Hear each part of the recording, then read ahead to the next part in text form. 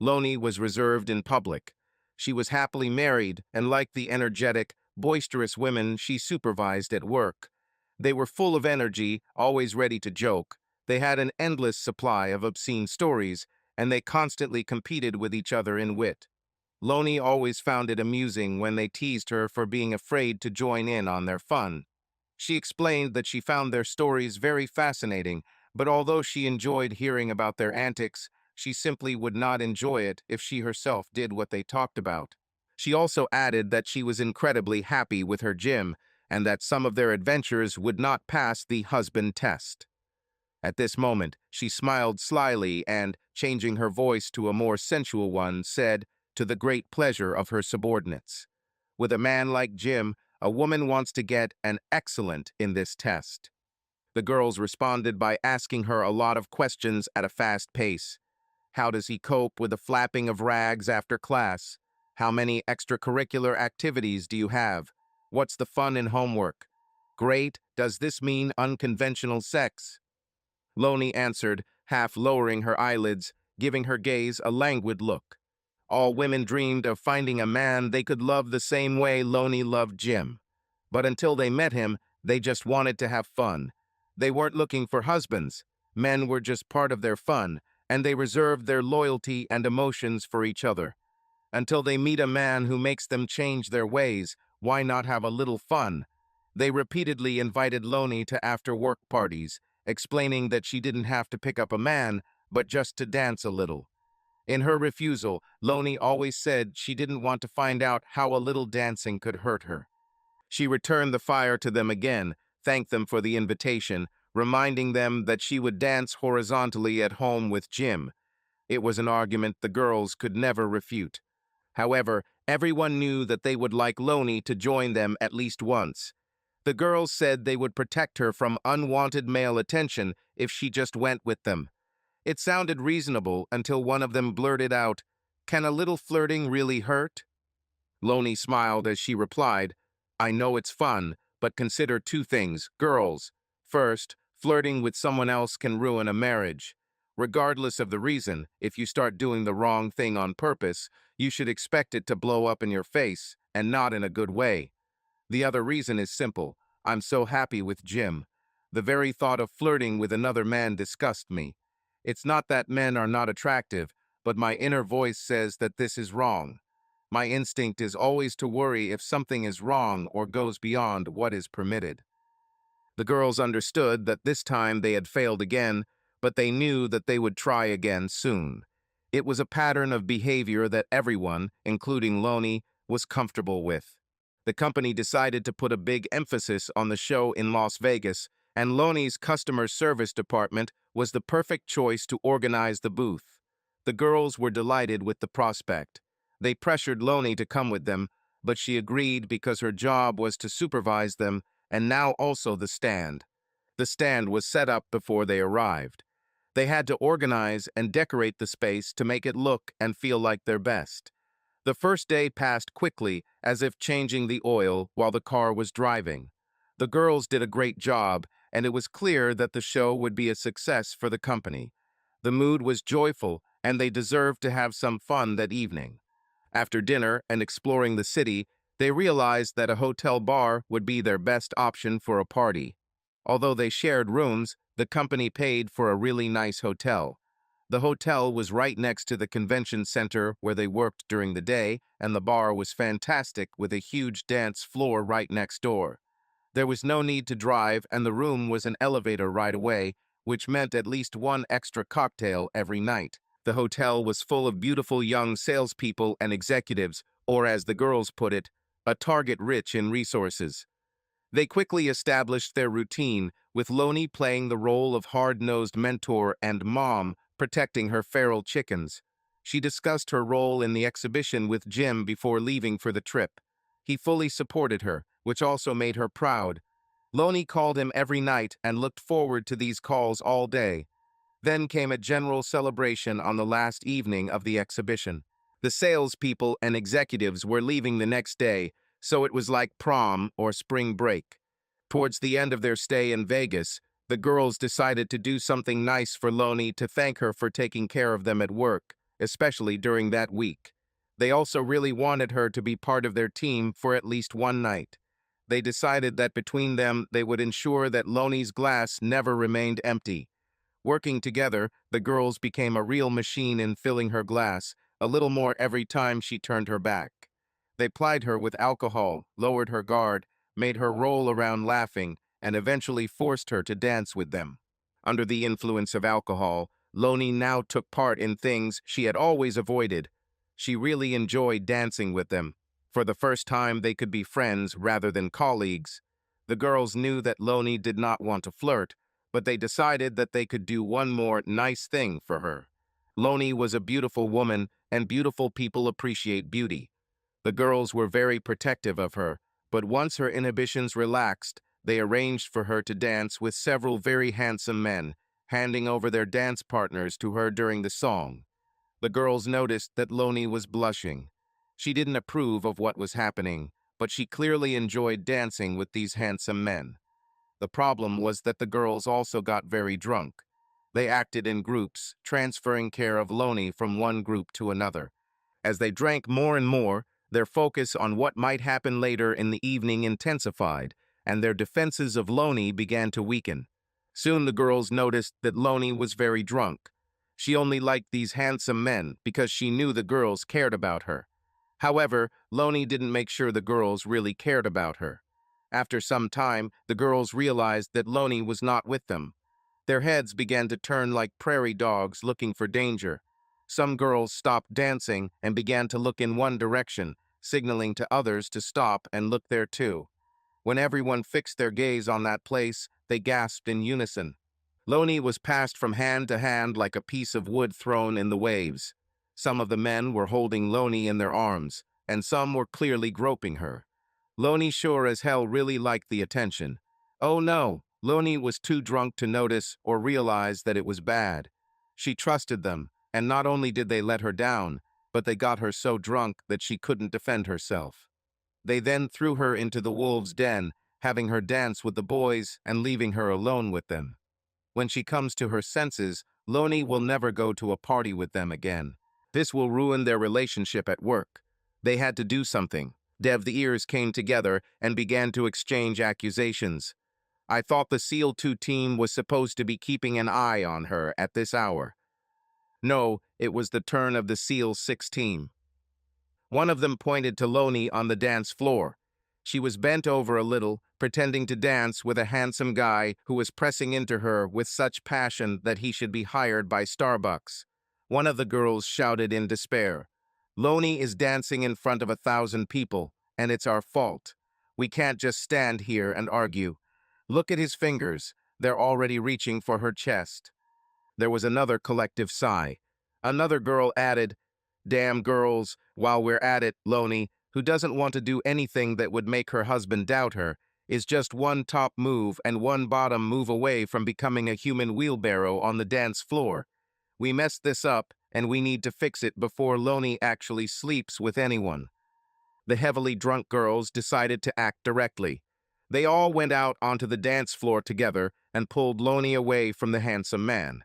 Deciding not to miss the opportunity, the last of the girls, with a seductive smile, smoothly slid into his arms, just left by Loney.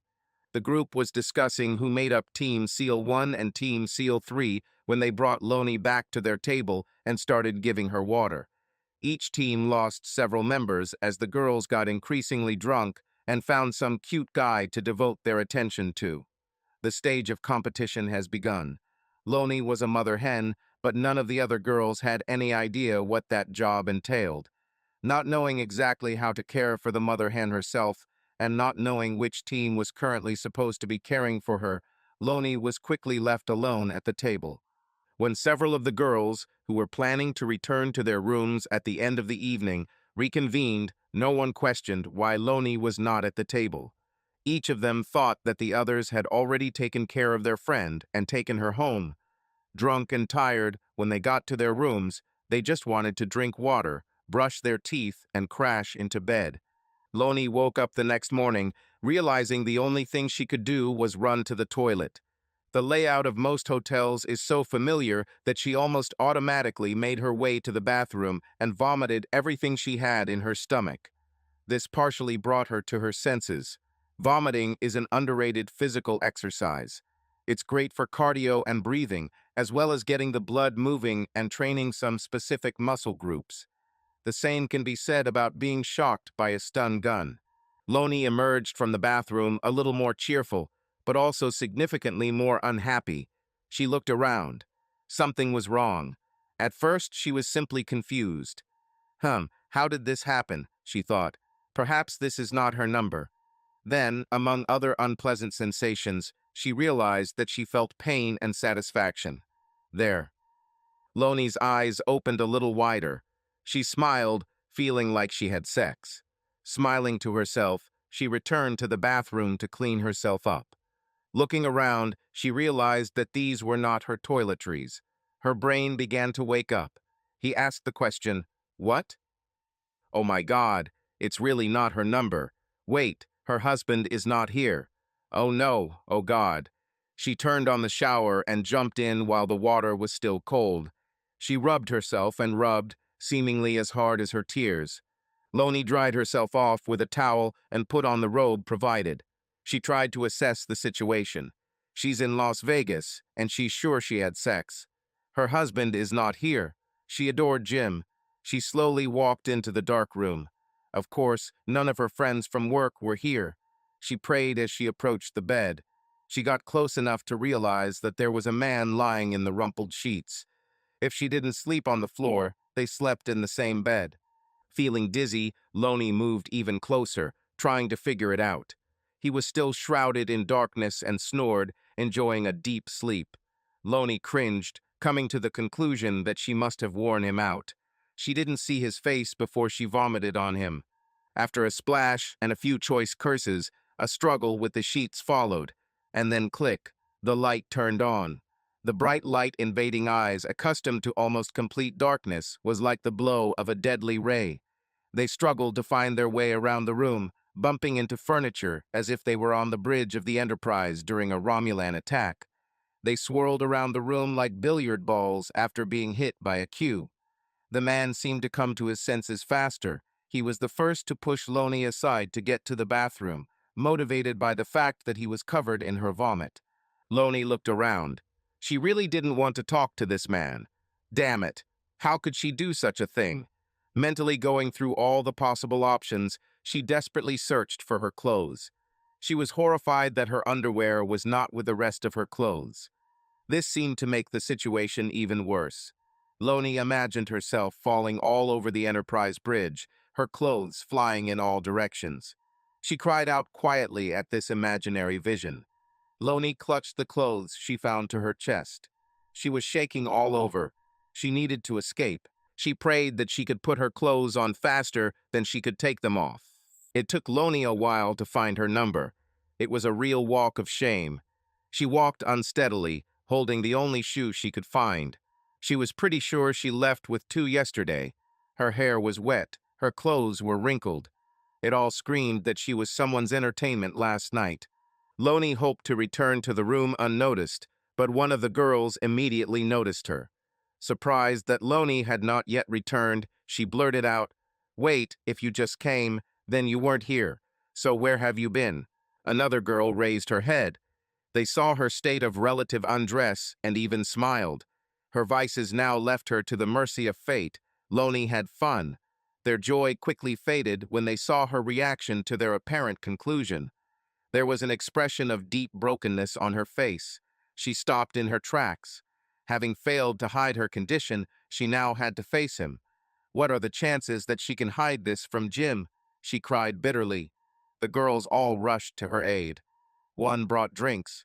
Although Loney did not want attention, everyone present clearly understood her condition from her broken mantra. "What have I done? I'm sorry, Jim. Please, Lord, forgive me." The girls sat on the floor, taking turns hugging their wounded friend. They failed her. They wanted her to have fun, but now she was broken and hopeless. They had a temporary solution, what they had always done. Everyone got drunk again, including helpless Loney, who was like putty in their hands. She drank to forget herself because the hot water she found herself in was not cloudy enough to hide the truth. Loney called her husband feeling terrible and told him that her group was taking some documents and orders with them. After the flight and a run to the office, the girls were going to spend the evening together, and she would be the only one who did not drink alcohol. Jim was disappointed that he would not be able to meet her at the airport. Loney felt worse than him.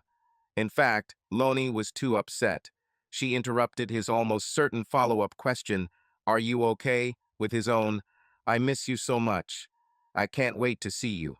I'm glad the company trusted me with this opportunity, but I don't want to do it again unless you can come with me." Jim told her it was a great idea, and if it became an annual event, he might be able to take some time off and go with her. Loney tried to keep it light, thanked him, and quickly ended the conversation. Then she cried because she lied to him. She said out loud, "It all adds up. My crimes against Jim are becoming a mountain." The girls surrounded her and tried to console her. They didn't discuss the details, they just knew that they wanted their friend to go with them, tricked her into having more fun than she wanted, and then failed to protect her when she was vulnerable, leaving her to violate what she believed to be the most sacred to yourself. They wondered if they had ruined her life. The women gave Loney advice on the way home. They took her to one of them, where several of them stayed to continue mentoring her. Some of their suggestions made sense, some don't. Loney didn't want to lie to Jim again, even though she knew telling him the truth could ruin their marriage. It was a one-time event that she never planned on repeating and didn't want to happen at all. Essentially, her punishment will be to live with this secret and the guilt of what she did. This was the price for preserving his happy image of her and their life together. Jim didn't deserve a wife who cheated on him, but he also didn't deserve to have his worldview destroyed. She was never going to lie to him or cheat on him again, so why put him through this pain and risk their marriage? But this meant that in addition to accidentally cheating on him once, she would deliberately deceive him every day of her life, keeping the truth from him. It seemed terrible. A woman who does this to her man deserves to lose him. Loney wondered if realizing her continued deception would be even more damaging to Jim than her one-time mistake. He valued love and loyalty. He also valued fidelity in marriage. So what is more important to him, loyalty or devotion? That's the question, isn't it? Which will have more impact over the years? If he lost faith in her now, would he stay with her long enough to see her recover over time? And how much? How does that compare to keeping a secret from him for the rest of their lives? How will this change her, and how will it affect her attitude towards him? Each direction had its own traps. Loney thought for a long time. If Jim could overcome his infidelity, it would make more sense for her to confess now. Especially since it happened by accident, the idea of hiding it seemed like the worst option. The girls noted that it is a big risk to hope that he will be able to forgive her.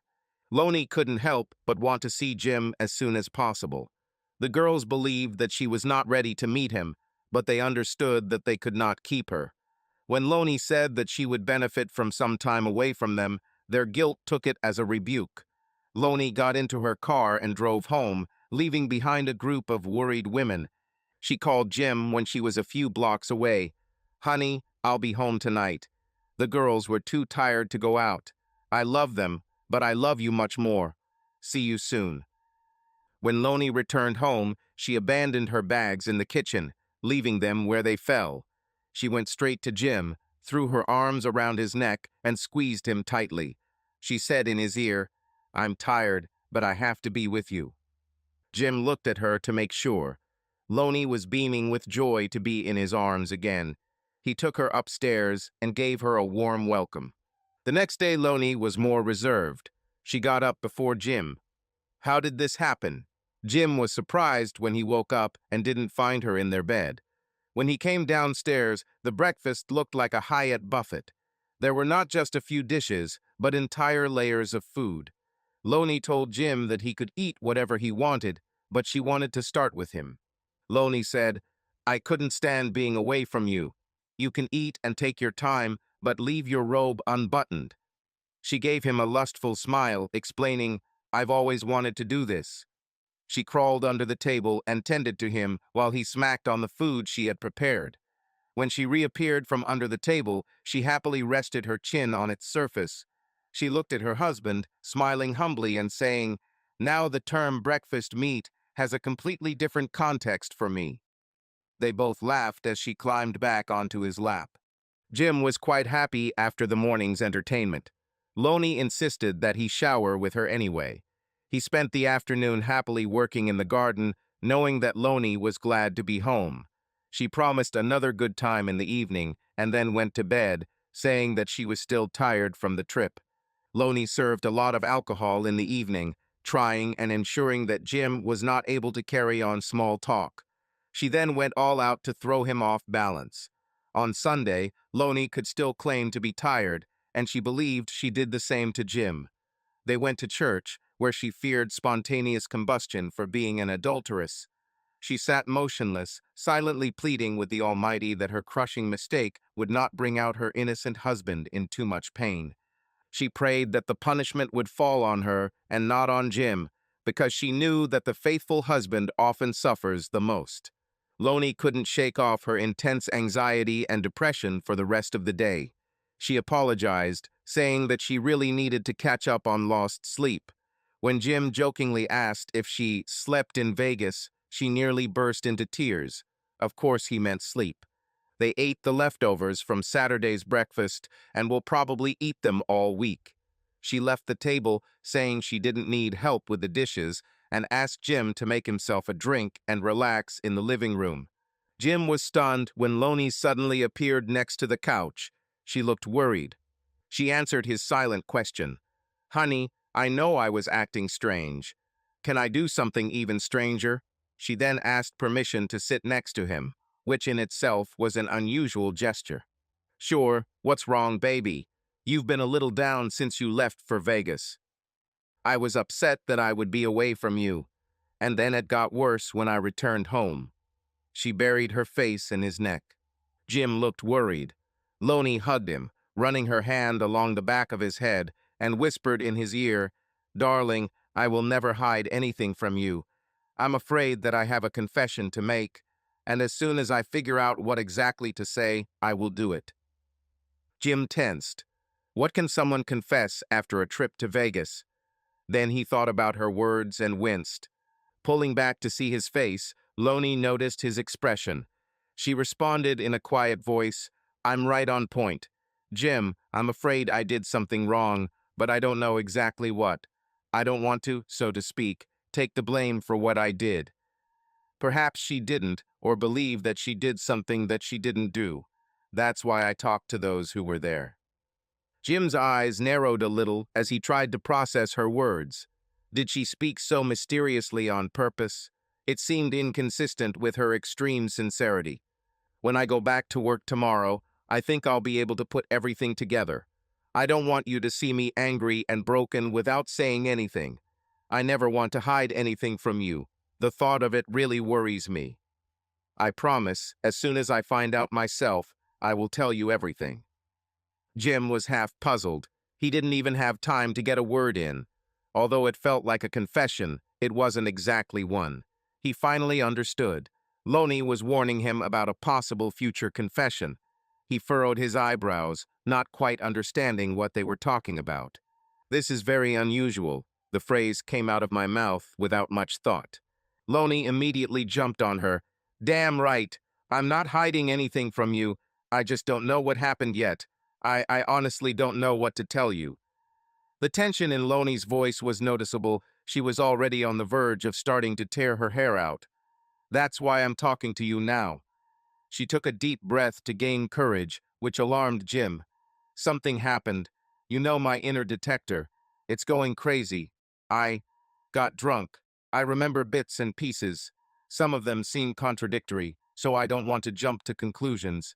And Jim, there may have been more of some kind of substance." "Did you take something?"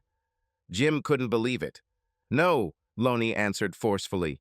She looked him in the eyes apologetically and slowly, squeezing his hands, she replied, "But maybe they put something in my drink." "Oh God." His face literally melted. Loney began to cry. Darling, darling, I'm scared.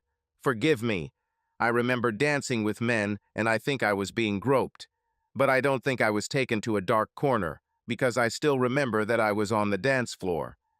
And dear, it's precisely because I don't know exactly what happened that I was wondering whether to start this conversation now. But I can't hide anything from you. But I don't want you to be angry because that might not have happened. As soon as I start telling you, you will want clarity and answers, which I don't have right now. Can you explain the situation? Can you tell me something? Do you need medical help? Jim remembered how active and passionate they had been since Lonnie had returned home. She didn't move as if she was bothered or injured. He didn't notice any strange marks or bruises on her. Oh, Jim, it's terrible. It was last night. Our hotel was the party center for everyone from the exhibition. There were thousands of people there. They had a great bar, but also a dance club that was part of the hotel. It was huge. I think I remember the kisses, but it could be a dream. I was with others, so they should know. I know that my colleagues were very insistent that my glass was never empty. Persistent that I didn't realize how much I drank scares the hell out of me. I'm scared, dear. I don't want to believe that I could have done what I probably did. Jim shook his head, trying to clear it. Wait, I think I'm already confused. Lonnie's words sounded like they should make sense, but he couldn't quite grasp the gist of them. He wasn't sure what she was talking about. No, honey, I need to cancel everything and go back to our regular program. Jim wanted to address an invisible audience, as if he were in a television studio. What do such phrases even mean? Lonnie also had phrases. If I really did something I didn't want, then I harmed not only myself, but also you. Her eyes widened even more. And if I hurt both of us, then I damaged our marriage. I pray that tomorrow at work, it turns out that someone just hugged me and kissed me goodbye. If that's true, that means I remember less than 10% of what happened that night. I'm scared to death that it's only 2%, and then I really... Oh God, what a terrible expression. Forgive me. Lonnie was confused because her words seemed completely out of control. She struggled to express her thoughts. Jim, my dear, I hope it's nothing. I pray it's nothing. But I thought it was better to risk you thinking less of me than for you to think that I'm hiding something from you. This was perhaps the strangest moment in Jim's life. Lonnie just hinted at cheating. He wanted to ask her more questions, and it was absolutely necessary.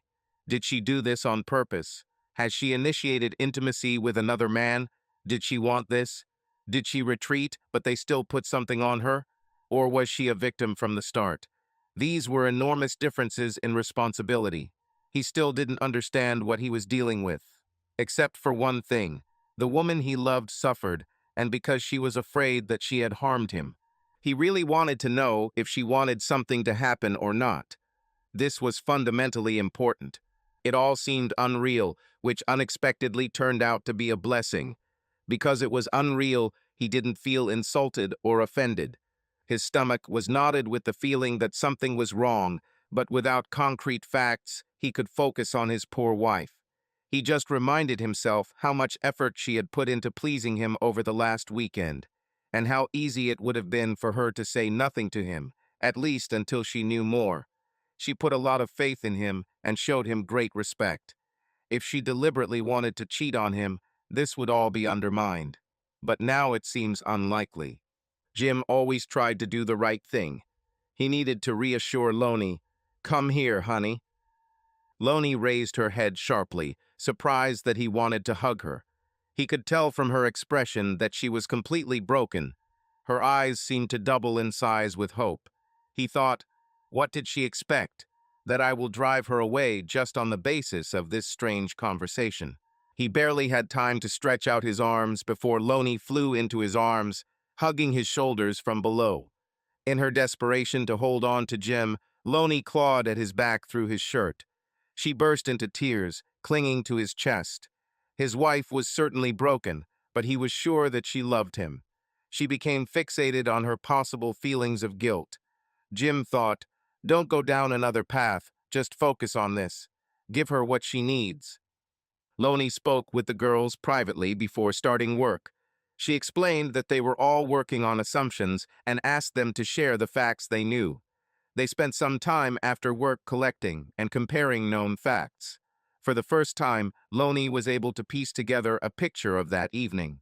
It was a real comedy of errors and a vivid example of how, if everyone is responsible for something, then no one is responsible. She was even more confused by their attempts to distract herself the next morning, further burying her memories.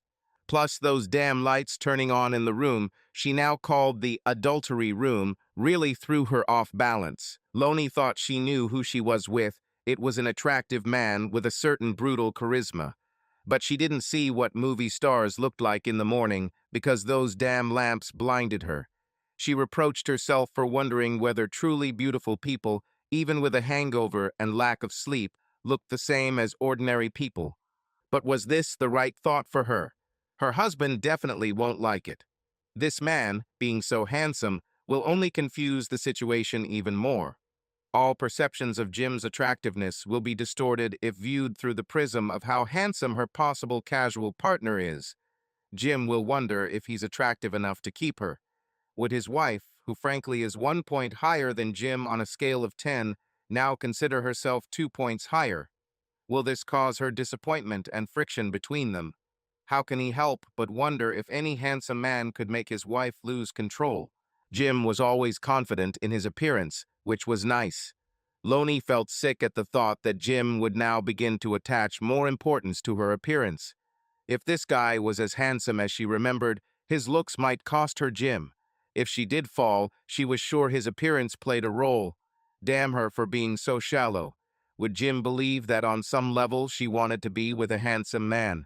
How could she convince Jim that this was not the case, especially if she was afraid it was true?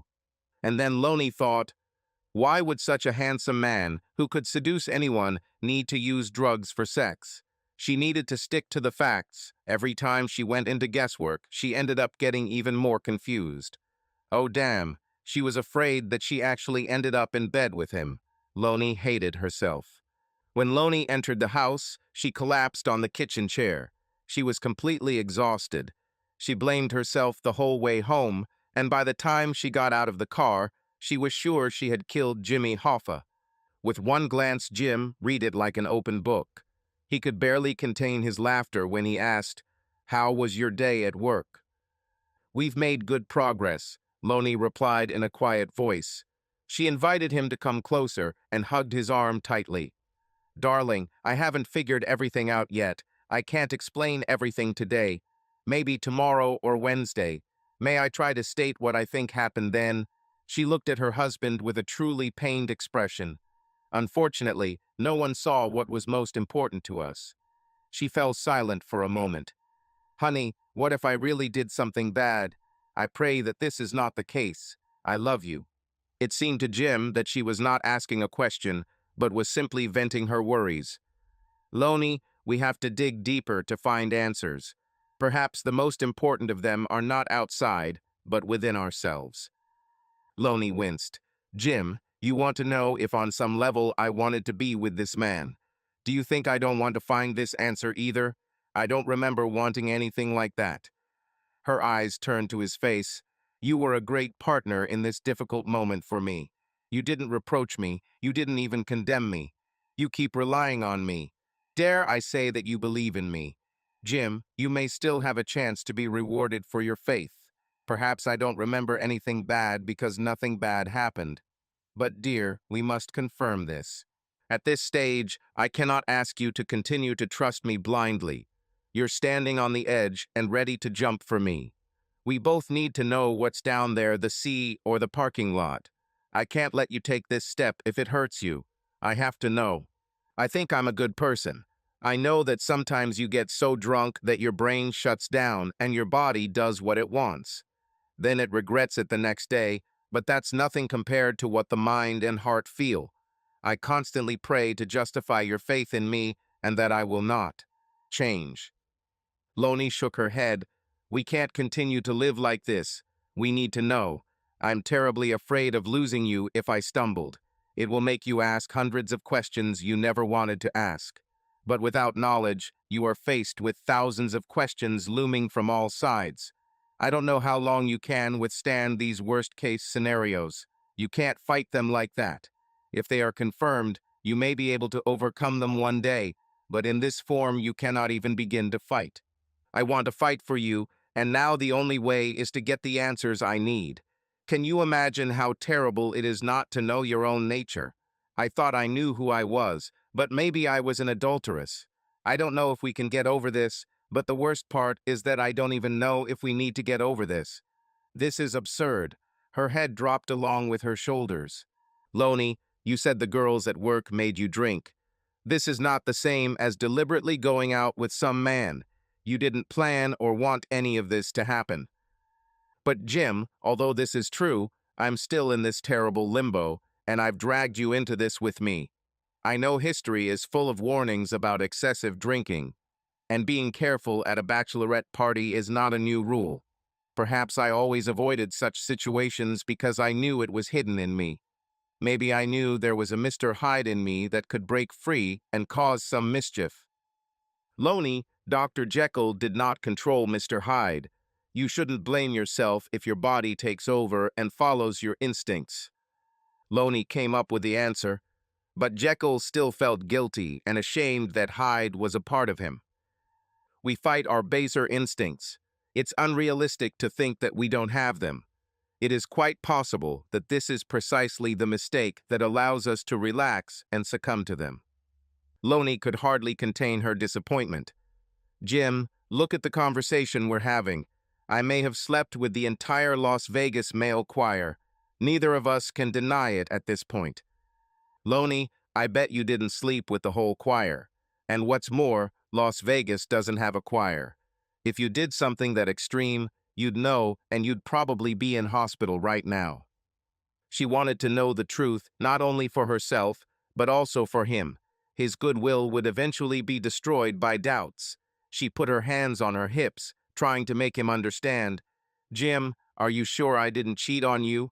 There is a lot of evidence that I could do this. If they weren't there, maybe I could let it go.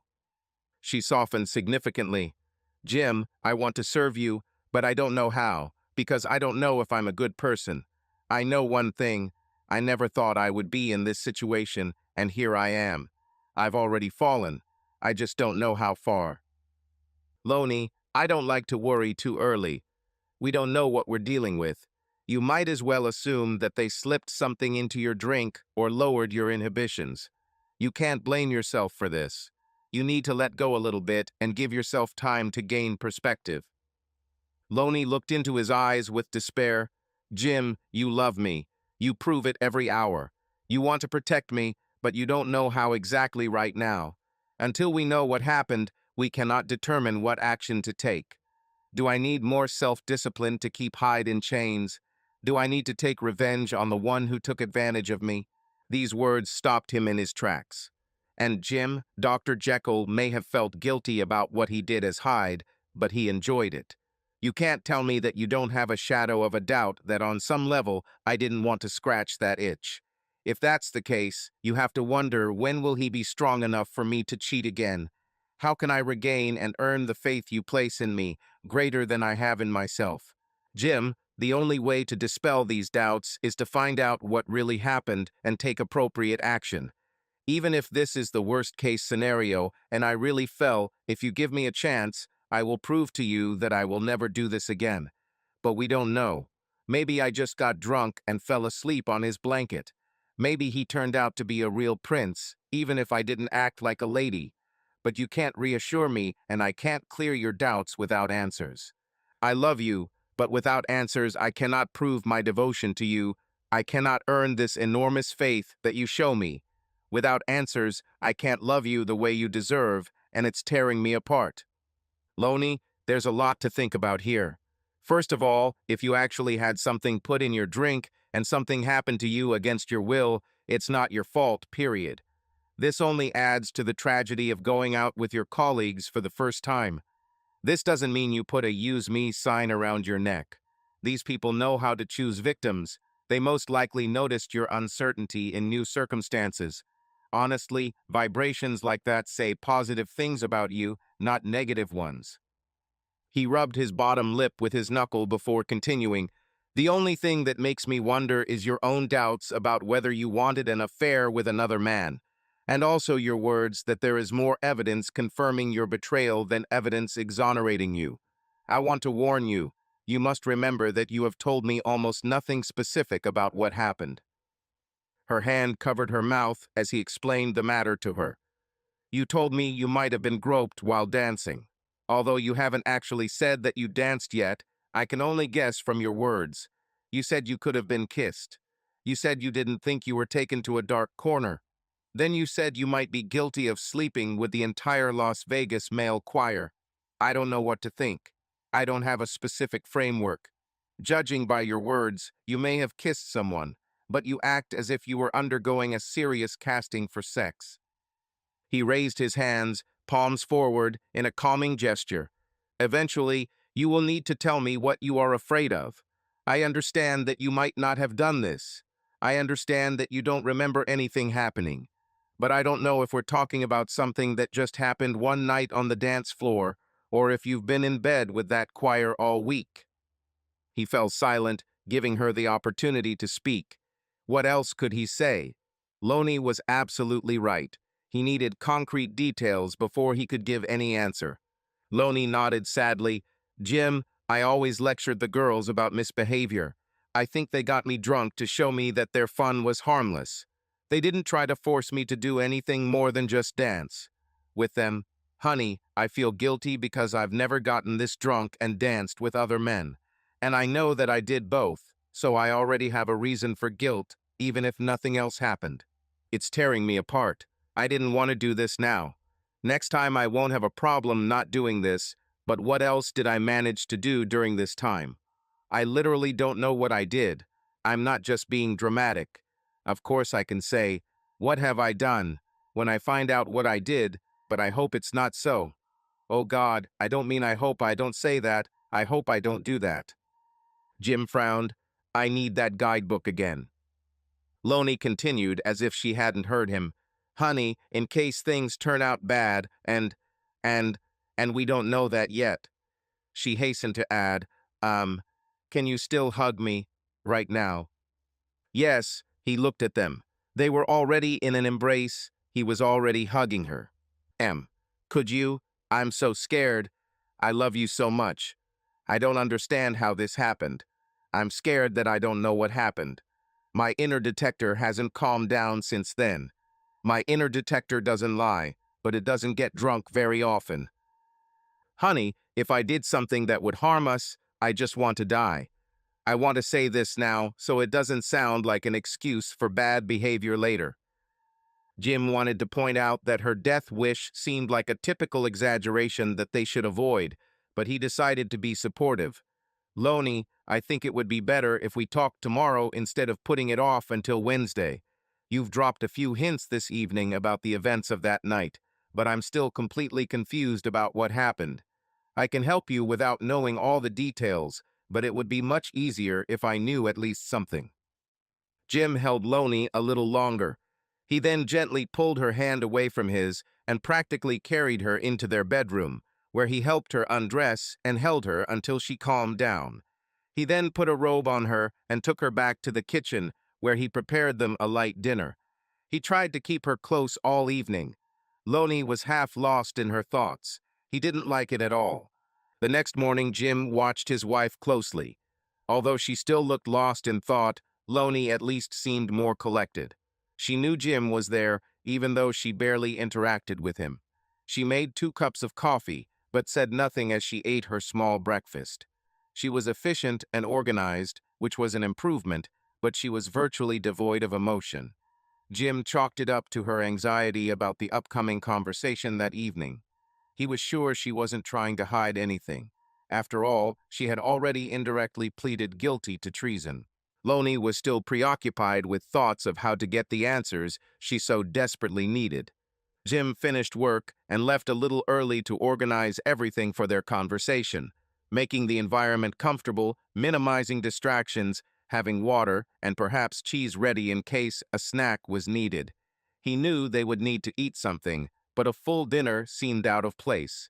Jim was sitting on a kitchen chair, thinking about the future, when the doorbell rang. Jim opened the door and saw a group of nervous young women, Loney's colleagues, standing on the threshold. They introduced themselves, and he told them that Loney wasn't home yet. The women replied that they knew and remained standing indecisively. They exchanged glances like a flock of frightened birds. One of the women standing in front spoke up. "We know, Jim. That's why we came. She's not at home, Jim. She has already left." The woman looked at Jim with an expression of deep pain. "Loney's gone." Something in Jim's stomach snapped. "What are you saying? Did Loney leave me?" "Oh no, not just you, Jim. She left town." "What?" Jim couldn't believe his voice, which sounded more shrill than he would have liked. The woman looked nervously at her friends again. The same one who spoke before spoke again. "Wait, it didn't sound right. Loney will return as soon as her needs are satisfied." Jim hoped his jaw didn't drop as low as he thought it would. The woman raised her hand in a timeout gesture. "I expressed myself incorrectly." The women behind her nodded nervously in agreement. "I wanted to say that Loney will come back as soon as she gets what she needs." "What?" There was a note of despair in Jim's voice. The woman looked even more embarrassed. "No, no, that's not what I wanted to say either." "Well, I meant it, but—" Someone from the group shouted at her from behind. The woman cringed and quickly tried again. "Loney will come back. She didn't leave you." The woman was glad that she had finally conveyed the right message.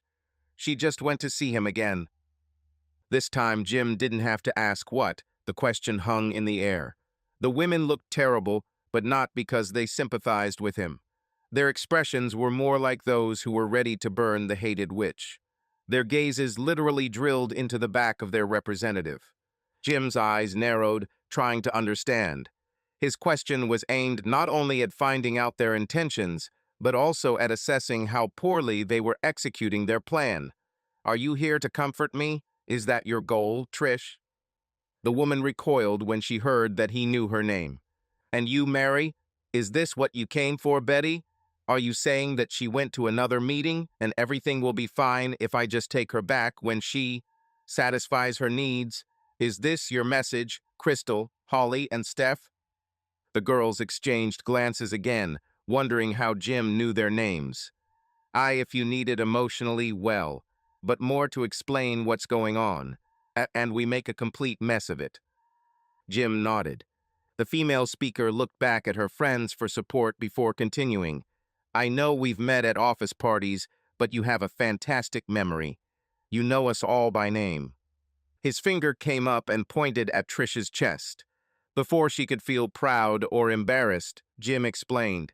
"You all must have come straight from work. You still have name tags hanging on you." Trish blushed at the thought that he remembered her because of her cleavage, and the others felt stupid. Jim shook his head, feeling that it was too late to lose patience. "Why don't you all come in, calm down, and slowly explain to me exactly what you want me to know?" The women smiled shyly, nodding their heads, trying to figure out which of them would enter first so as not to create a crowd at the door. As soon as they sat down in the living room, some of the women stood up again with obvious concern and began to apologize for getting Loney drunk in Vegas. Jim sat down with the knowledge that perhaps the standing women would follow his example. He waited until they realized they were talking at the same time and organized themselves, or he would have to take control of the situation. He really wanted to pour himself some bourbon. Almost like a conductor, when the women began to fall silent from their anxiety, Jim motioned for everyone to sit down and give the floor to one speaker. He had to guide them over and over again to get them to speak in turns, but he got better with each attempt.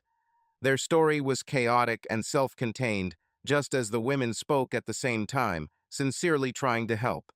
He wondered if this was where his wife got her way of speaking when she was depressed. Like he told his wife, he really needed a guide so he wouldn't get lost in the story. "She didn't want it, but we forced her," one of the women exclaimed loudly so that the others could hear her. Her statement instantly brought silence to the group. Jim's eyes widened in shock. Another woman was quick to intervene, correcting the misunderstanding, her gaze reproaching the one who had caused it. No. Simply no. We planned to give her a lot of booze. Did we do too well, so to speak? Or was it too effective? She quickly paused, thinking, then visibly shook her head and continued, Anyway, we accidentally got her half to death drunk. We wanted her to relax, but we overdid it. Poor Loney was practically on the edge. Why did she drink so much?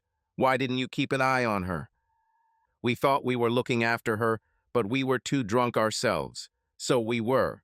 Too efficient at getting her drunk. She didn't even realize how much she had drunk. She thought she was keeping normal, and we deliberately slowed her down so that she would allow herself to relax. In the end, we are confident that it surpassed even our accelerated pace. Jim muttered involuntarily, Half of any real quantity cannot be zero. They simply looked at him with incomprehension. After the girls looked at each other to see if anyone had an answer or understanding of what he said, one of them timidly spoke up. Well, we were just too efficient at everything. She looked at the girl who asked the question earlier and asked, Or is it effective? The girls looked at each other again, not knowing if they were able to get their story across. Jim felt a headache, but that didn't stop him.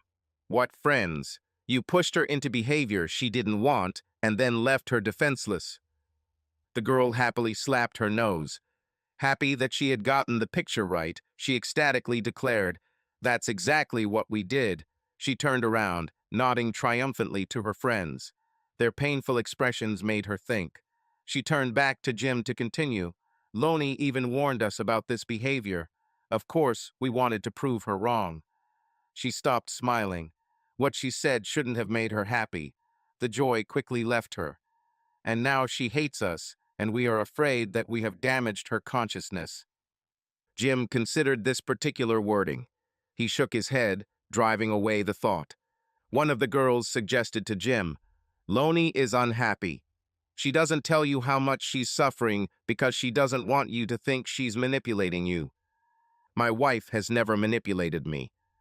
Cheerfully hoping to help, one of the women said, You mean, not yet, but she's never cheated before.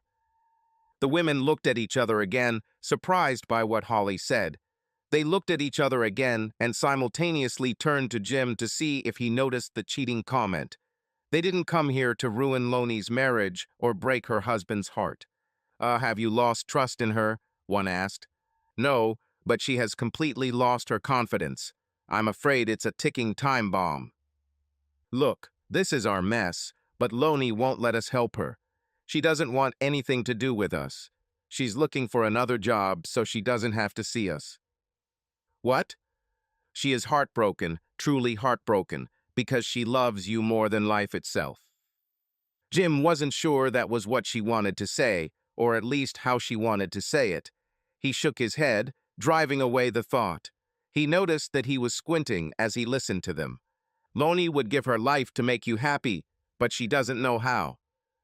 Holly, confused by her words, wondered out loud, is Loney messed up to kill herself?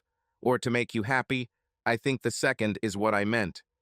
One of the women behind her rolled her eyes as Holly finally pulled herself together again. Still, Loney can't understand how she could do something against her own nature. Now she asks questions that seem ridiculous. She looked around at the other women before attempting to clarify her statement. You know, like, I'm a slutty bitch and I didn't even know it. Nothing good can come of this, right? Although we should be proud of who we really are. The others' heads turned back to Holly, silently asking, What did she just say? Holly swallowed hard at the looks on her friends' faces, then tried again, I mean, Jim. Her face suddenly paled. It's Jim, right? You're that person she keeps talking about, aren't you? The women's mouths dropped open at the same time. Jim had no answer to the second question.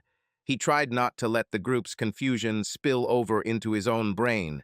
He answered the first question, I'm Jim.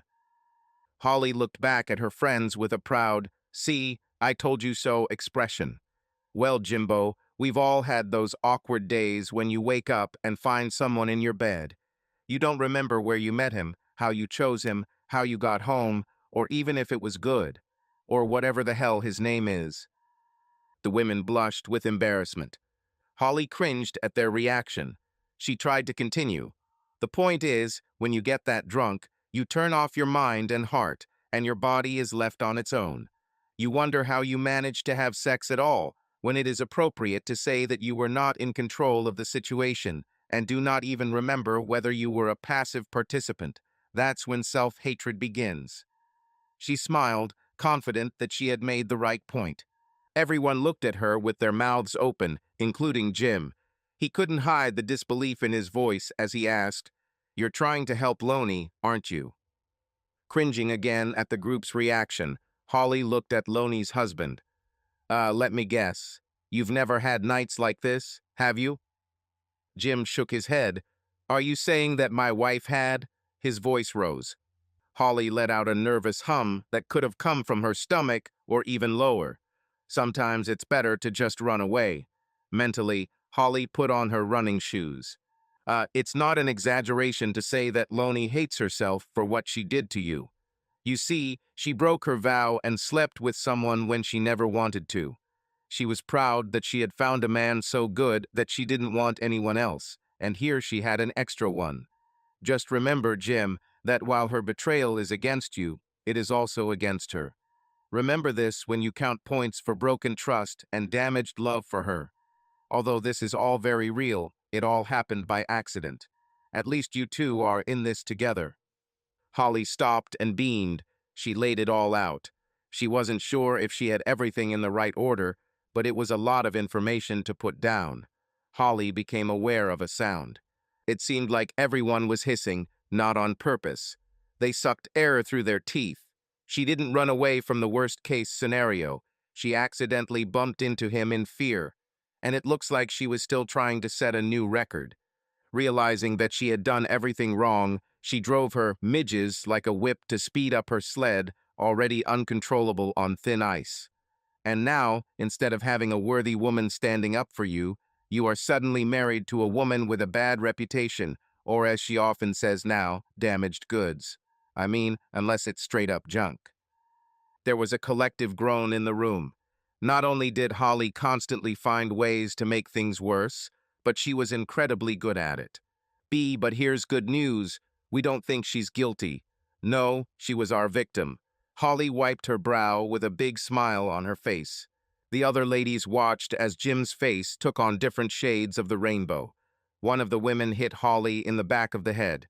Another of the women decided to speak. She tried to sound more collected than Holly.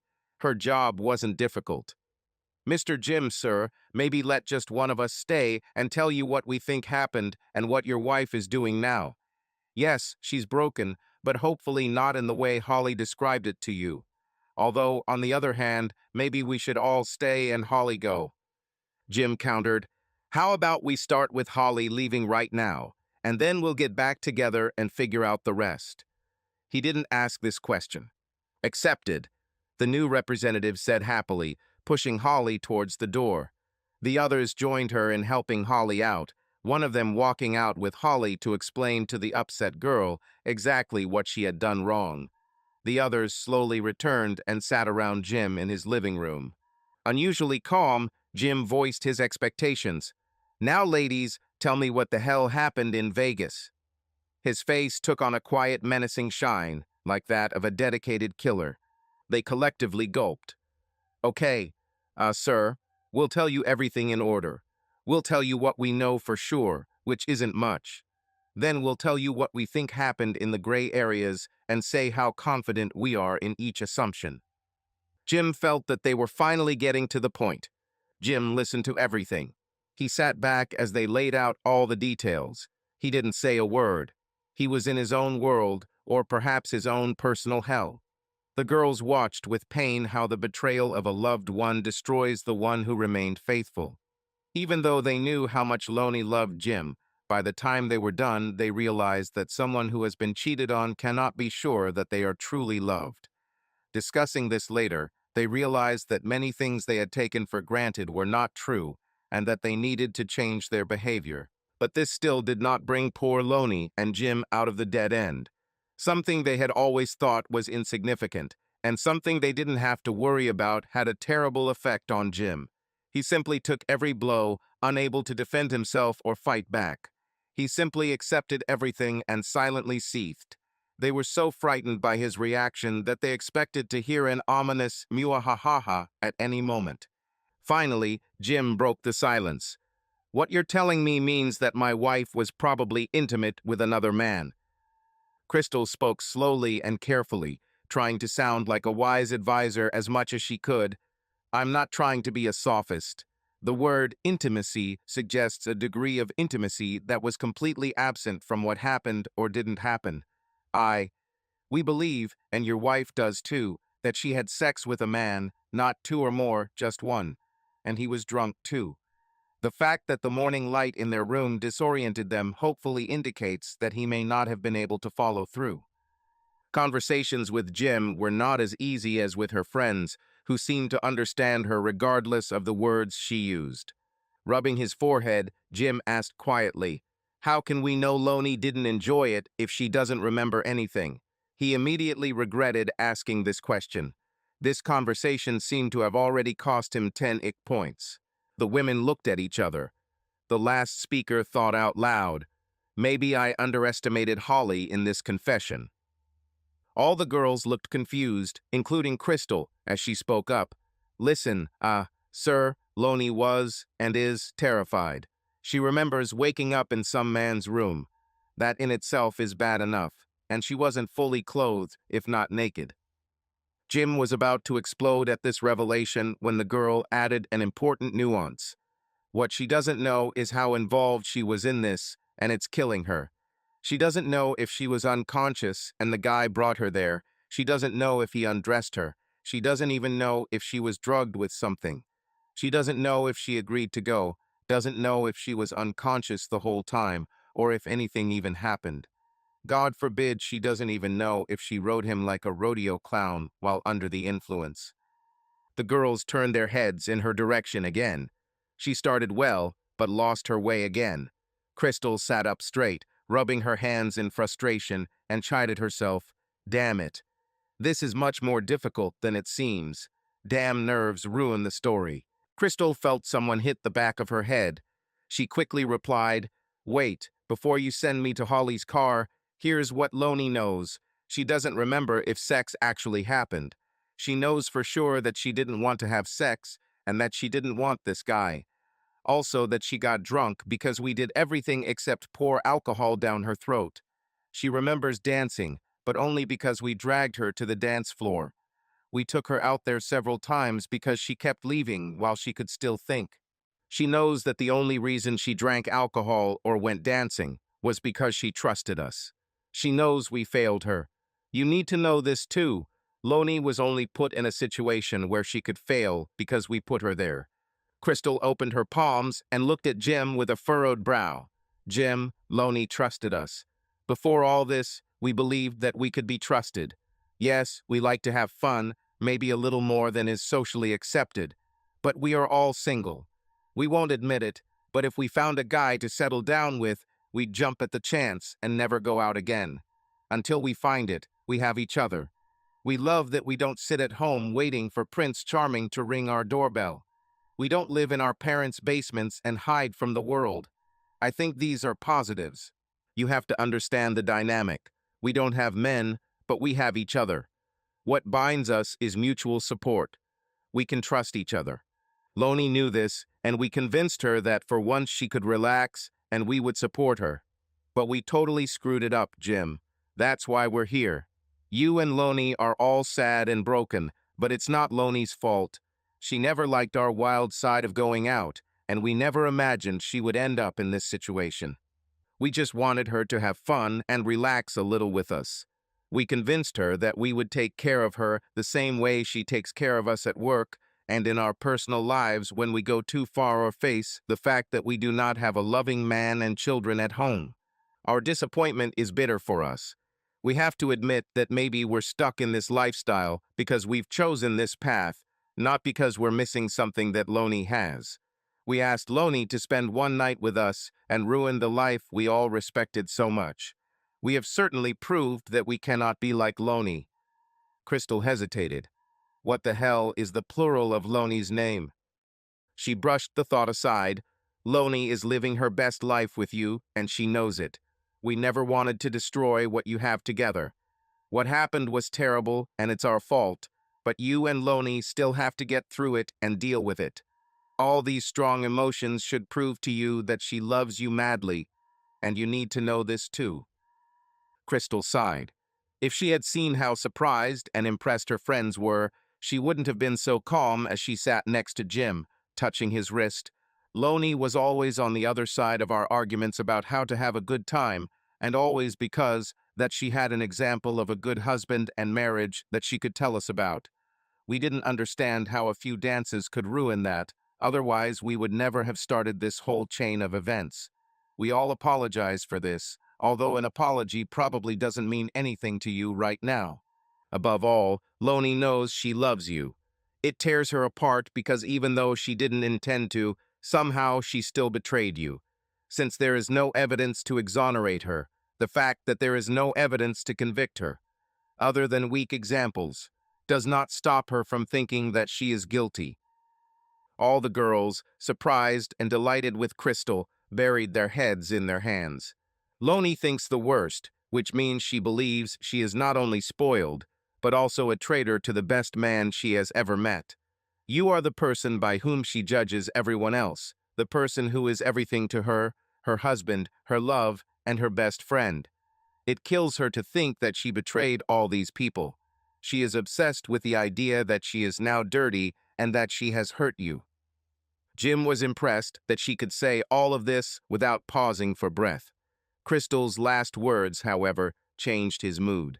Loney is out there, practically destroyed, and she needs you. What? Why didn't you say this before? Where is she? What do I need to do? Crystal nodded vigorously to the beat of some invisible metronome, repeating, "She's on the edge, Jimbo. What she did may seem terrible, but it's all for a better cause. Loney feels like she has to tell you everything and has to know what she did before she can do it. So she found a way to find that guy. We think we have figured out who he is. She's heading to Hoboken to talk to him and find out exactly what she did." Hoboken? Yes, what a huge sacrifice. I think you should also sacrifice and go there to stop her. I mean, this is a job for a super husband. Loney is vulnerable. It wouldn't take much effort for this guy to find a way to blackmail her. What if he really has huge potential? I mean, she already fell for it once, right? What are the chances that she will fall for the same trick again? Crystal thought for a moment, biting her lip, and suggested more subduedly, Loney is in such a state now that she can do anything to avoid causing you more pain. And frankly, further humiliation in her position would not be the end of the world. Oh my God, you think she wants? No, a chorus of voices rang out. Then there were a few pop sounds as the ladies lined up to punch their friend in the back of the head. Jim winced, trying to break through the mental fog that Crystal had created between his ears. Okay, I'll go, but one of you will go with me. I need an indicator in case something goes wrong, and neither my wife nor I are suitable for this role. You mean you want one of us to go too, Hoboken? Crystal asked, then swallowed loudly. Crystal's friends looked at her. One slapped her on the back of the head again. She gritted her teeth as she explained, Jim, if you ever need an example of someone who is eager to fight, only to fall back into self-loathing, just remember how I volunteered to help you today. Crystal closed her eyes. Showing her determination, she raised her finger in the air and announced, to Hoboken. The fact that even the major airlines were reluctant to fly to Hoboken saved the day. Although Loney had more than an hour's head start, she was detained at the airport while waiting for her flight. Jim and Crystal were able to book tickets on the same plane on their way to the airport. Jim discovered that although his new companion, nicknamed Crystal Light by the rest of the group, was perhaps not the smartest, she was still a loyal friend. When they found Loney in the waiting room, the three hugged as if they hadn't seen each other in centuries instead of hours. For her part, Loney was thrilled that Jim was coming with her to support her. She couldn't believe it. He supported her along the path where she expected to hear that she had betrayed him. She held on to Jim tighter, knowing that this might be the last time he would allow this. As Loney began to explain that she had tracked down the person who had the incident, she suddenly realized that she didn't know what to call him. She offered, partner in crime against her husband, and her eyes began to fill with tears. Crystal, trying to prevent tears, inserted, beloved, which earned her a displeased look. In the end, they settled on a common he pronounced with obvious disgust. Unwilling to let the incident slide, Crystal attempted to explain away her blunder using the word lover. Turning to Loney, she said, well, I just didn't want to call him your lover in front of your husband. Jim was standing right next to him. Loney's eyes flickered between anger and tears. Jim just hugged Loney a little tighter. After overcoming these difficulties, Loney explained that she called an acquaintance while working at the beginning of the day, asking if they could talk, and the sooner the better. The man replied that he could work from home in the afternoon. She was already fed up with everything, and she could no longer put off the conversation with her dear husband.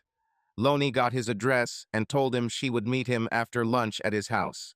It seemed to Jim that Loney was trying to avoid mentioning his name. He wondered why. Loney didn't say it out loud, but she wondered what it looked like. She prayed that he was not much more handsome than her husband. She retained the memory of the man she danced with as a very impressive man. His good looks would explain part of her downfall, but then poor Jim would be worried about her being around attractive men in the future. Damn, she knew how to choose. Waking up from her thoughts, Loney timidly added, I gave him it is clear to understand that this meeting is only for the sake of obtaining information. The trio pulled up to an unremarkable small house in a row of equally unremarkable houses.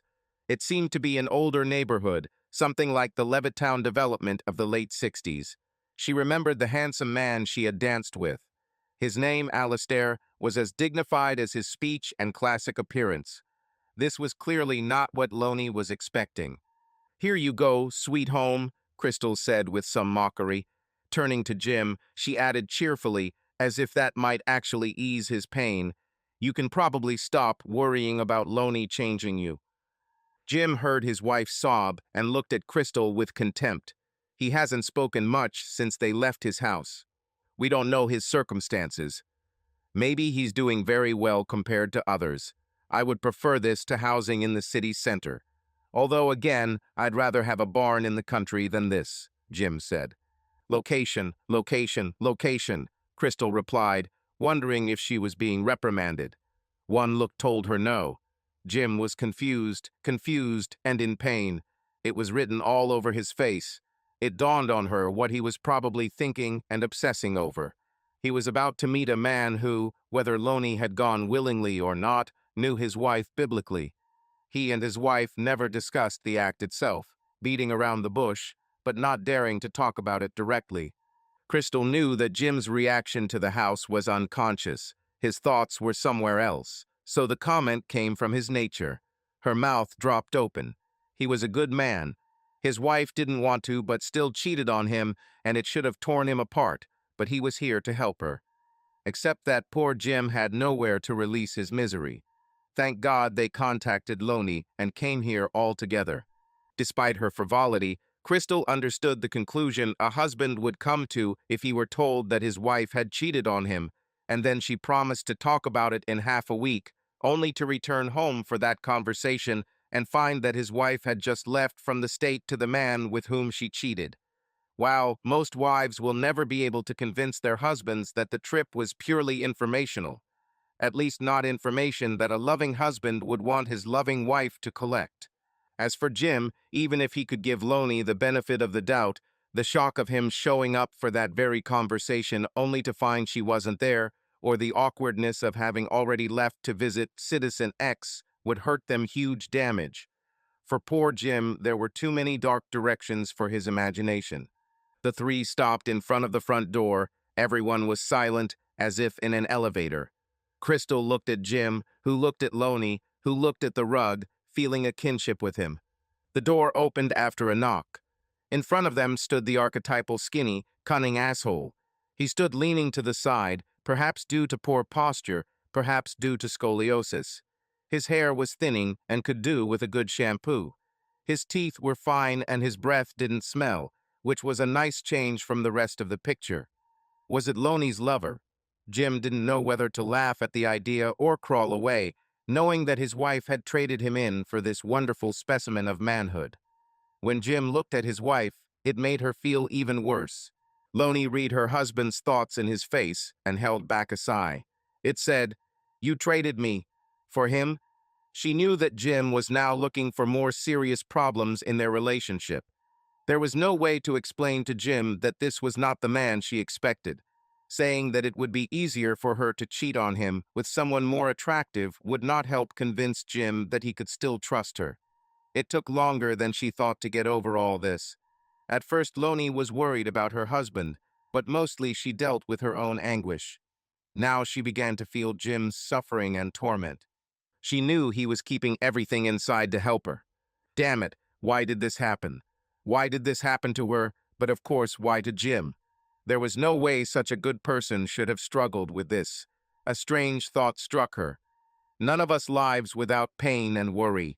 Who else, if not a truly good person, can cope with them and move on?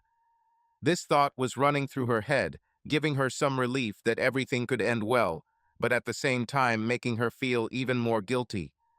My husband is suffering because of my mistakes, and if it can be corrected, he will bear the brunt.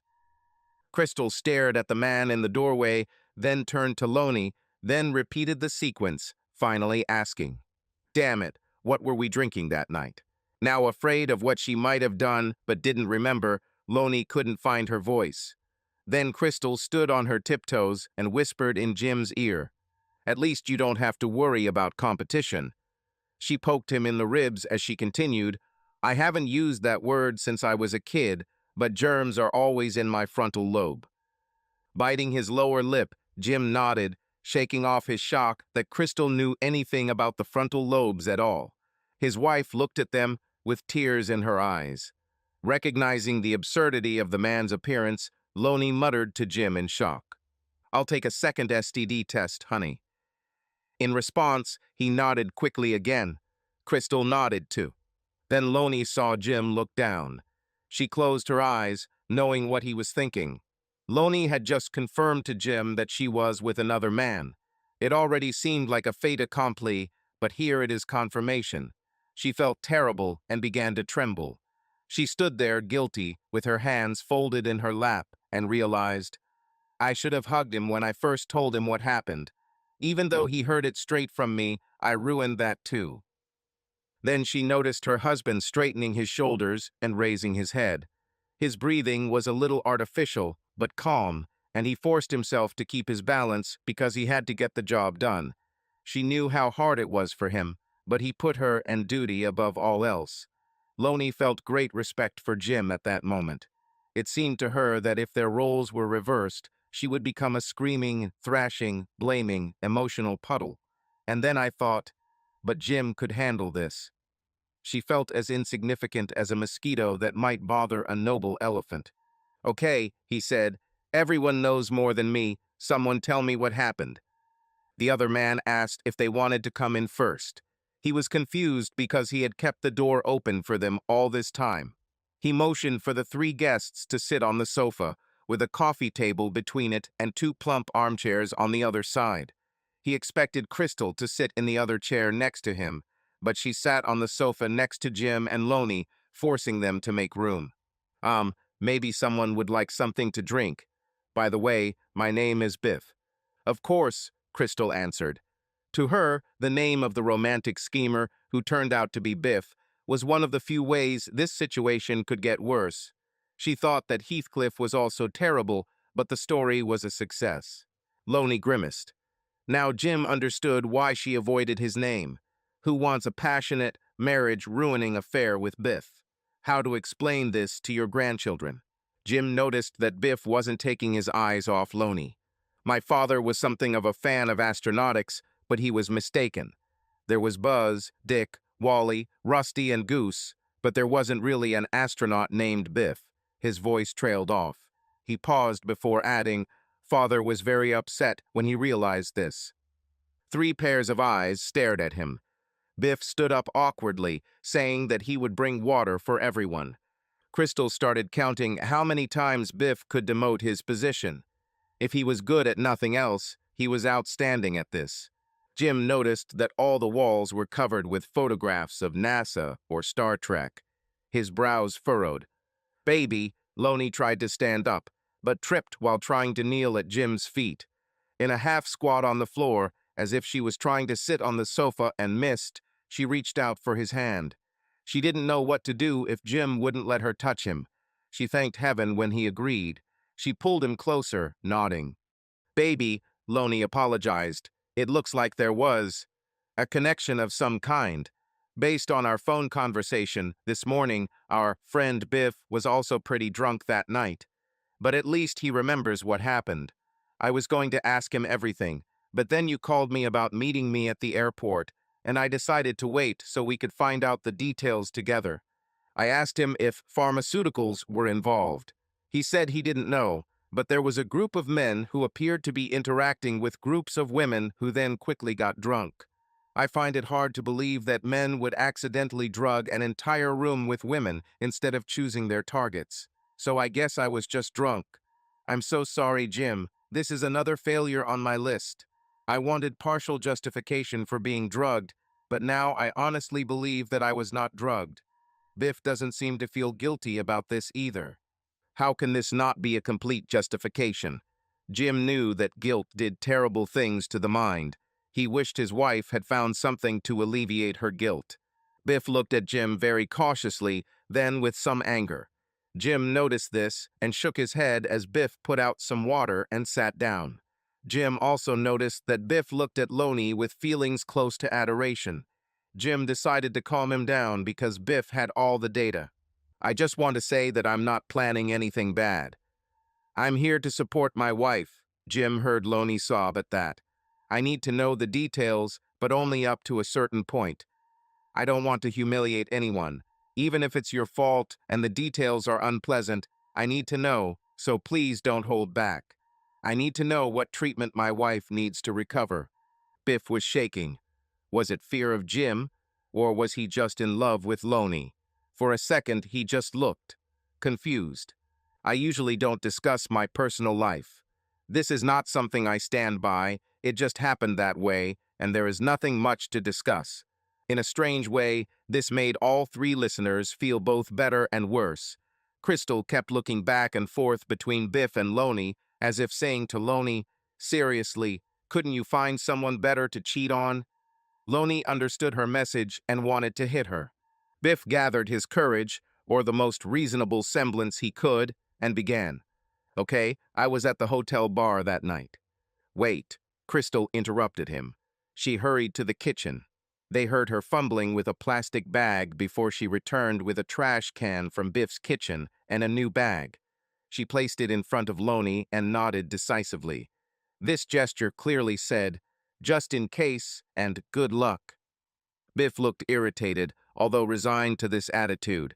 He stared at Loney again, even as she stared sadly into the yawning abyss of the trash can. The poor little man was shaking and constantly rubbing his hands as he began his story. "Why, you all must understand, this was the most amazing event in my life. Yes, Loney left the next morning, but I thought I would have a wonderful memory to last a lifetime." Biff looked at the ceiling, saying, "I had to understand that it was too good to be true. I thought you were my maid of the mist." "That tourist boat at Niagara Falls?" Loney asked in surprise. His face froze. "No, the woman who came and gave King Arthur a sword and then disappeared," Jim suggested. "You mean Lady of the Lake?" Everyone looked at Jim for a moment. "I had a classical education," he answered their unspoken question. "Oh, hell," Biff said despondently. "This will lose me points at the D&D table." He was lost in his own world for a second before speaking again. "I thought you loved me because you left your underwear." Loney quickly blurted out. I couldn't find him." Her face turned red. She couldn't look at Jim.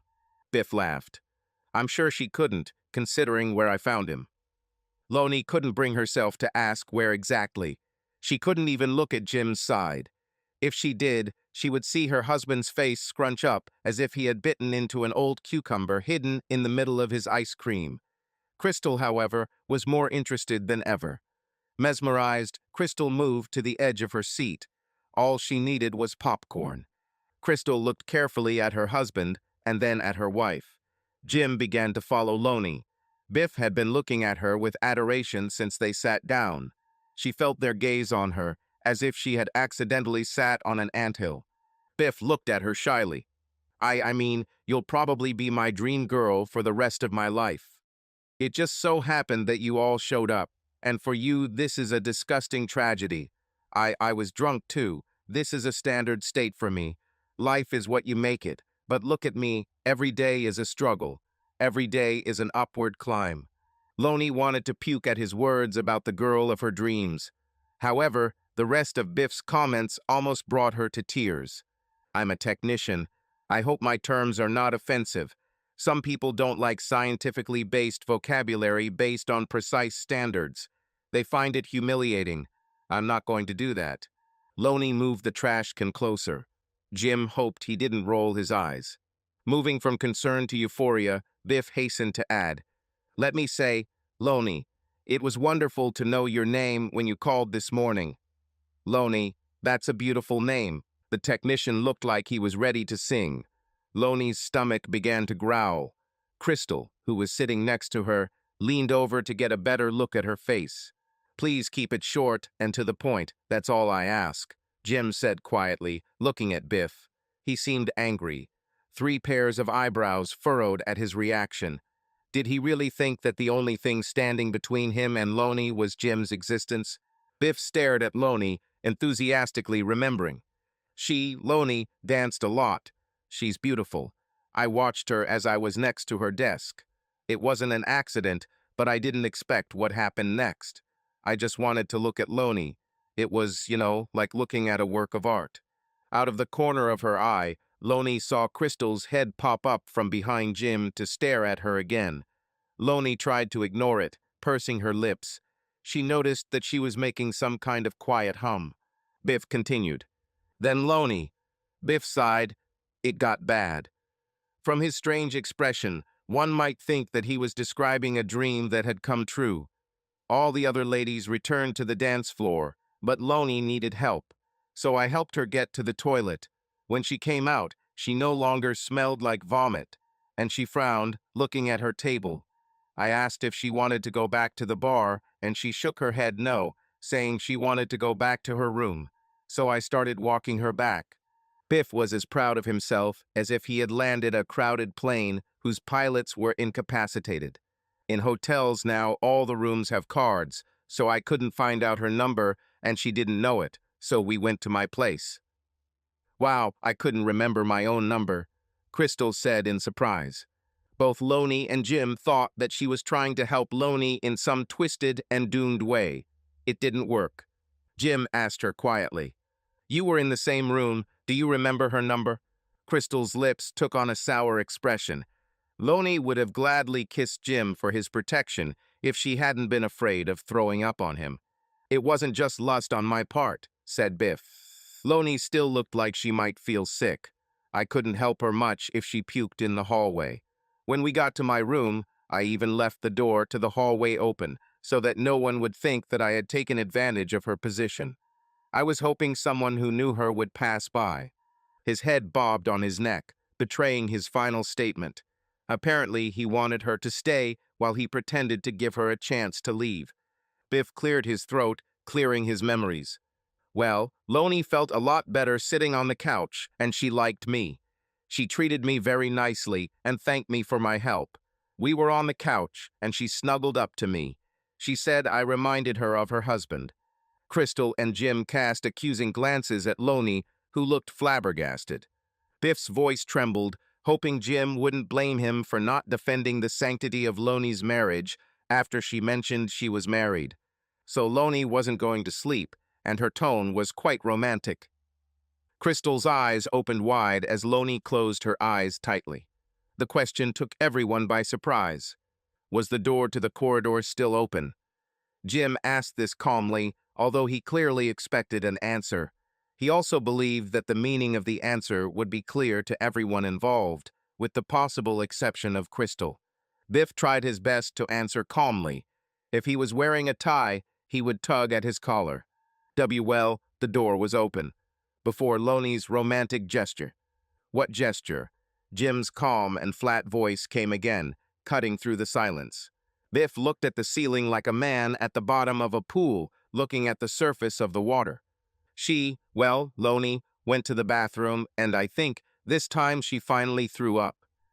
But when she came out, she was naked, and, she came over to my couch. I decided that it was her decision to stay, and I couldn't let passers-by see her like that, so I stood up and closed the door. Biff fell silent, but his face began to glow with happiness. When I returned to the sofa, she snuggled up to me, hugged me, and purred. Biff's entire audience looked incredulous. Absorbed in his memories, Biff did not notice. I tried to kiss her, and she answered. I was shocked. As the song says, I may be dead, but I'm not a fool. Loney grabbed the trash can in front of her. Crystal looked like she could fight Loney for him. Both women were deathly afraid to look at Jim. Biff admitted, "This is awkward." Loney led. She showed me what to do. I had a great time. Loney and Crystal looked stunned at the same time. Biff perked up, looking at Loney with admiration, sighing again. Then she showed me how to dance vertically. It was one of my first dances with a lady, and naked at that. We were hot, sweaty, and blissfully naked. We danced, we swayed. She must have liked it too, because she dragged me back to bed after that. Realizing that Jim did not put his hands around his throat, Biff continued, I learned a lot. Biff looked up, shrugging. Sorry. Crystal looked at Loney, whose knuckles were white from holding tightly to the edge of the trash can. She also appeared to have burst a blood vessel in one of her eyes, which began to twitch rapidly. Biff now said in a distant voice, I tried to make love to her, but it didn't work out very well. Biff stopped short of asking Jim if Loney often acted like this. So in the end, she, just gave me pleasure after that. Biff realized that he was not dead yet, so he quickly added, without hiding the pride in his voice, just like before we danced. She did it to me twice. Wow, Crystal exclaimed as she watched Jim's reaction as he watched his wife vomit into the trash can again. I didn't leave her alone. I'm a gentleman. Biff was so happy. Biff was so full of joy that he didn't notice Loney throwing up again. Biff continued. And finally, she lay on her back and said, okay, for the next stage. The three froze in anticipation. And then we fell asleep sweetly. I was so happy. And then, he beamed, lost in memories. Loney said that everything was fine and even wanted. The three stopped breathing, to sleep in my arms. She hugged me tightly as she fell asleep. Biff turned away, trying to cope with the surging emotions. The listeners, as if in unison, breathed a sigh of relief. Incredibly, the three even felt pity for him. His life was a complete misery. All four would agree with this. Biff interrupted his thoughts by suggesting, I heard they were talking about STDs. I don't think I have any illnesses. He looked intently at the floor. I haven't been with anyone for a long time. He blushed with shame at his accidental confession. Trying to correct the situation, he added, well, for quite some time now. He tried to save face. Nobody believed him. Crystal said loudly, oh my God, Loney, you took Biff's virginity. Still, Jim was relieved that he wouldn't have to worry about STDs or possible pregnancy. It was a Pyrrhic victory if there ever were such a thing. Loney was happy for Jim and their relationship, but not so much for herself. She felt that there was a terrible truth here, and she could not ignore it. She addressed Jim as if the others were not present.